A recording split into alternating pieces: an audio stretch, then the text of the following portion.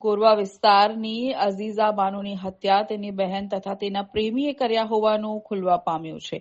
પોલીસે CCTV footage તેમજ અન્ય ટેકનિકલ સ્ટોરથી હત્યારી બહેન તથા અન્ય પુરુષ મિત્રની ધરપકડ કરીને આગળની કાર્યવાહી હાથ ધરી છે. બહેનની હત્યાનું મુખ્ય કારણ ₹40 લાખના વીમા ઉતાર્યા હોવાનું ચોંકાવનારી વિગતો સામે આવી છે. મૃતકને ટુ વ્હીલર પર લઈ જઈ દુપટ્ટાથી ગળું દબાવી હત્યા કર્યાનો ભેદ ખુલ્યો હતો. 40 લાખના વીમાના લોભી બહેન ફિરોઝા બાનુ અને રમીઝ રાજાએ કાવતરું ઘડ્યું હતું. એલસીબી એસઓજી તાલુકા પોલીસની સંયુક્ત કામગીરીથી ઓપરેશન પરાક્રમ હેઠળ હત્યાનો ભેદ ઉકેલવામાં સફળતા મળી હતી.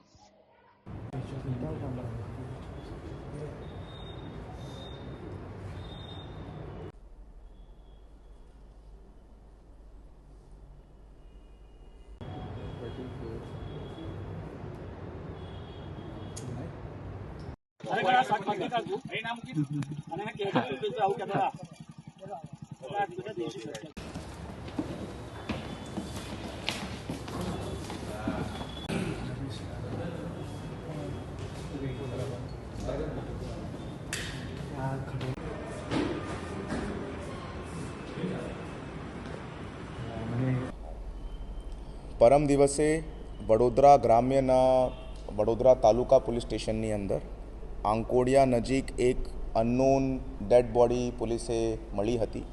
તે ડેડ બોડીને જોતા અંદાજિત 30થી 35 વર્ષની એક મહિલાની એ ડેડ બોડી મળી હતી. ડેડ બોડીનો ફોરેન્સિક પીએમ કરાયા પછી પોલીસે એક જાણ પડી કે it is a case of strangulation અને ગળા ઘોંટવાના કારણે આ મર્ડરનું બનાવ બન્યું છે તેવી રીતેની હકીકત સામે આવી. એ હકીકતને ધ્યાને રાખતા સર્વપ્રથમ પોલીસ દ્વારા આ વિક્ટિમની આઈડેન્ટિટીને પ્રસ્થાપિત કરવાનું કાર્ય ચાલુ થયું અને પોલીસ દ્વારા આ વિક્ટિમને શોધીને એ જાણ પડી કે આ એક અજીના બાનુ મુસ્તફા દિવાન 36 વર્ષની મહિલા છે, જો પોતે ગોરવા વિસ્તારની અંદર રહે છે.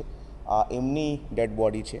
એમના પરિવારને સંપર્ક કરતા એ અગાઉના રાત્રે 8 વાગ્યા પોતાના ઘરથી એકલી નીકળેલી હતી એવી રીતેની માહિતી પોલીસે મળી હતી. પોલીસ દ્વારા તાત્કાલિક પછી એમના કોલ ડિટેલ્સ, એમના મોબાઈલ ફોન તરફથી ઇન્વેસ્ટિગેશન કરવામાં ચાલુ કરાવવામાં આવ્યું.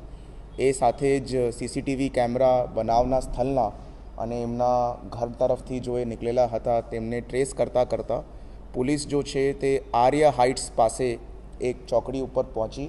ત્યાં એક ઇસ્મ દ્વારા એમને પોતાના મોપેડ ઉપર લઈ બેસાડીને આગળ જતાની હકીકત પોલીસે જાણ પડી. જ્યારે પોલીસ એ સીસીટીવીને આગળ પાછળ જોતી હતી ત્યારે અમે એક જો અક્યુઝ છે એમનું એક ક્લિયર પિક્ચર મળ્યું અને એવી રીતેની અમારા હ્યુમન સોર્સિસથી માહિતી મળી કે આ અક્યુઝ આ ફેમિલી સાથે નોન છે અને એમની મોટી બહેનના સાથે એ સંપર્કમાં છે. તો પોલીસ દ્વારા એમની મોટી બહેનની પૂછપરછ કરવામાં આવી. સાથે સાથે આ જો ઇસ્મ છે તે ઝોમેટોની અંદર નોકરી કરતો હતો. તો ઝોમેટોના રિજનલ પ્રેસિડેન્ટ સાથે વાત કરીને એમના તમામ રાઇડર્સની ડિટેલ બહાર કાઢવામાં આવી. તો પૂછપરછ દરમિયાન આ વેરીફાઈ થઈ ગયું કે આ જો અક્યુઝ છે તેમને દ્વારા જ આ લેડીનું મર્ડર કરવામાં આવ્યું છે. જો અક્યુઝ છે જે રમીઝ રાજા ઉર્ફે હનીફભાઈ શેખ, એમના દ્વારા આ વિક્ટિમ અગીના બાનુ મુસ્તફા દિવાનનું મર્ડર કરવામાં આવ્યું. મર્ડરના મોટિવ બાબતે પોલીસ દ્વારા પૂછપરછમાં આ સમજણ પડી છે કે આ જો રમીઝ રાજા છે તે એમની મોટી બહેન ફિરોઝ બાનુ ઉર્ફે અનિશા દિવાન સાથે ગયા 5 વર્ષથી રિલેશનશિપમાં હતો અને એમની મોટી બહેનના કહેવાથી એમને નાની બહેનનું મર્ડર કર્યું છે. વધારે પૂછપરછ દરમિયાન પોલીસે ડોક્યુમેન્ટ્સ હાથ લગ્યા છે જેની અંદર આ ફિરોઝા બાનુ દિવાન તરફથી પોતાની બહેનની લાઈફ માટે એક લાઈફ ઇન્સ્યોરન્સની પોલિસી લેવામાં આવી હતી. 28 નવેમ્બરની રોજ આ 40 લાખ રૂપિયાની આ લાઈફ ઇન્સ્યોરન્સની પોલિસી લેવામાં આવી હતી અને એ પછી એ પોતાના ઓળખતા રમીઝ રાજાને વારંવાર પોતાની બહેનનું મર્ડર કરવા માટે દબાણ કરતી હતી. 2 વખત અગાઉ પણ એમને આ ઇસ્મ પાસે મર્ડર કરવાના હેતુથી પોતાની બહેનને મોકલાયો છે, બટ એ રમીઝ રાજા દ્વારા એમને પરત મોકલવામાં આવ્યું હતું.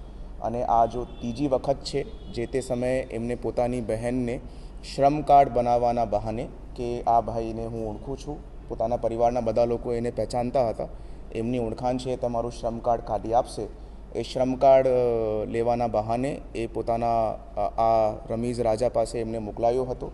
રમીઝ રાજા એમને આર્યા હાઇટ્સ પાસેની ચોકડી ઉપરથી પિકઅપ કરે છે અને પછી ત્યાંથી 3 કિલોમીટર દૂર આંકોડિયા કેનાલના પાછળવાળા અંધારાવાળા એરિયાની અંદર લઈને જાય છે અને એના દુપટ્ટાથી એમનું ગળું ઘૂંટીને આ મર્ડરનું કૃત્ય કરે છે. આ જો ફિરોઝા બાનુ છે તે પણ મેરિડ છે અને આ જો અજીના બાનુ છે, અજીના બાનુ મુસ્તફા દિવાન, એમના પણ ભૂતકાળની અંદર 3 વખત લગ્ન થઈ ચૂક્યા છે. નહીં, રમીઝ રાજાની કોઈ હિસ્ટ્રી એવી રીતેની નથી અને આ ફિરોઝા બાનુ અને રમીઝ રાજા બંને ભેગા મળીને જ આ પ્લાન બનાવ્યું હતું.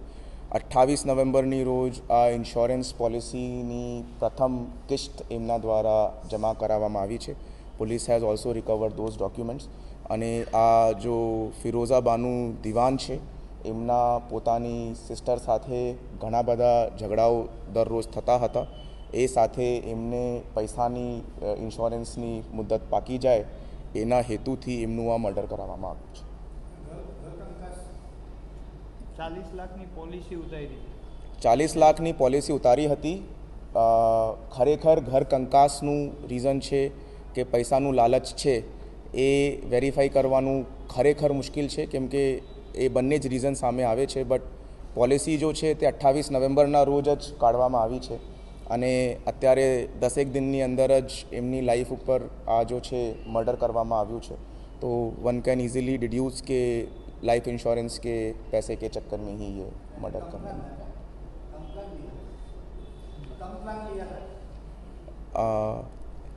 Life insurance